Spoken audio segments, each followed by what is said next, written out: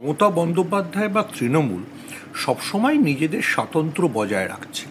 আমরা দেখেছি যে স্পিকার নির্বাচন নিয়েও কেন তাদের সাথে কথা বলে প্রার্থী ঠিক করা হয়নি সেই নিয়ে কংগ্রেসের সঙ্গে তাদের মতান্তর হয়েছিল। পরে রাহুল গান্ধী হস্তক্ষেপ করে বিষয়টা মিটিয়ে নেন। মমতা বন্দ্যোপাধ্যায় কিন্তু বারবারই বলেছেন যে তিনি তার মতো করে রাজনীতিকে নির্ধারণ করতে চান। তাহলে আমাদের ধরে নেওয়া ভালো যে ইন্ডিয়া জোটে থেকেও তিনি সবসময় কংগ্রেস যে নীতি নিয়ে চলছে সেই নীতিকে অনুসরণ নাও করতে পারেন।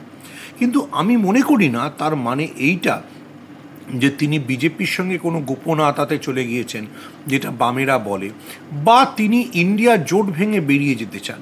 আমাদের মনে রাখতে হবে যে পশ্চিমবঙ্গে মমতা বন্দ্যোপাধ্যায়ের যে রাজনৈতিক সাফল্য তা বিজেপি বিরোধিতার কারণেই এবং বিজেপিকে পরাস্ত করি, এবং তিনিও বারবার বলেছেন যে আমি বিজেপি বিরোধী ব্লকেই থাকব।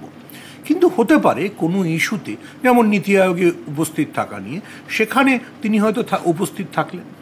কিন্তু আপনার এম.কে. স্টালিন সহ বহু বিরোধী মুখ্যমন্ত্রীরা তারা তো যাচ্ছেন না, সেখানে মমতা বন্দ্যোপাধ্যায় যাচ্ছেন। এটা একটা ভিন্ন বার্তা যাচ্ছে না? ইন্ডিয়া জোট কি তাহলে ভেঙে যাচ্ছে? না, আমার মনে হয় দল বেরিয়ে যাচ্ছে। আমার মনে হয় এতে ইন্ডিয়া জোট ভাঙছেও না, মমতা বন্দ্যোপাধ্যায় বেরিয়েও যাচ্ছেন না। দেখুন, আমাদের একটা কথা বুঝতে হবে, এম.কে. স্ট্যালিন কংগ্রেসের সঙ্গে প্রিপোল অ্যালায়েন্সে ছিলেন, অর্থাৎ কংগ্রেসের সঙ্গে আসন সমঝোতা করে তিনি লড়েছিলেন। ফলে কংগ্রেস যা সিদ্ধান্ত নেবে সেটা অবশ্যই এম.কে. স্ট্যালিনকে প্রভাবিত করবে। কিন্তু মমতা বন্দ্যোপাধ্যায়ের সঙ্গে কংগ্রেসের কোনো প্রিপোল অ্যালায়েন্স ছিল না। ফলে তিনি কংগ্রেসের সমস্ত ফর্মুলাকে সবসময় নাও মানতে পারেন। তিনি মনে করেছেন যে নীতি আয়োগের বৈঠকে থেকে তৃণমূলের যে দাবি দেওয়া বা রাজ্য সরকারের যে দাবি দেওয়া সেগুলিকে উপস্থাপন করাটা ঠিক, মানে তিনি সেই পথে হাঁটছেন। কিন্তু এর আগে যদি আমরা বিগত বছরের সময় দেখি, তখন মমতা বন্দ্যোপাধ্যায় বহু সময় নীতি আয়োগের বৈঠক বর্জন করেছিলেন।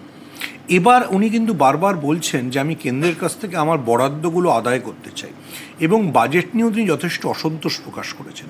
বিশেষ করে প্রধানমন্ত্রী আবাস যোজনা বা মানে বন্যা ত্রাণ, এই সমস্ত বিষয়ে কেন্দ্রের কাছে যেসব টাকা আটকে আছে সেগুলো তিনি বার করতে চান।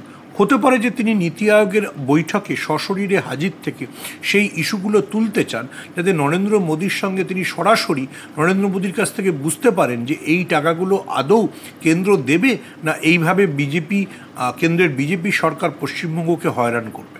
মানসিকভাবে সুস্থ থাকাটা আপনার অধিকার।